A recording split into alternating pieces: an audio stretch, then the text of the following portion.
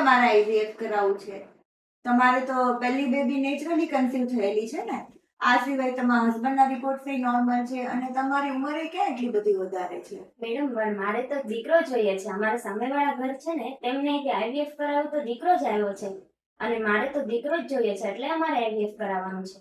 જો દીકરો જોઈએ છે અને તમારે આઈવીએફ કરાવવું છે એટલે આઈવીએફ કરવે અને દીકરો જ આવે તો એ તમારો ભ્રમ છે. મેડમ આઈવીએફ માં તો બધી ખબર પડે ને કે દીકરો છે કે દીકરી છે, એટલા માટે આઈવીએફ કરાવવાનું છે.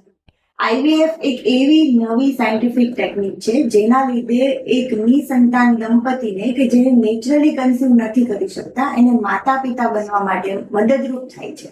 હવે આઈવીએફમાં પુરુષ અને સ્ત્રીના બીજને બહારથી જ ભેગા કરી અને જે સારી ક્વોલિટીનો એમ્બ્રિયો હોય એને ટ્રાન્સફર કરવામાં આવે છે. હવે એમાં એવી કોઈ જ પ્રોસિજર નથી હોતી કે જેમાં પહેલેથી જ ખબર પડી શકે કે એમ્બ્રિયો બાબાનો છે કે બેબીનો છે, અને આ ટાઈપની ટેકનિક ઇન્ડિયામાં બેન છે.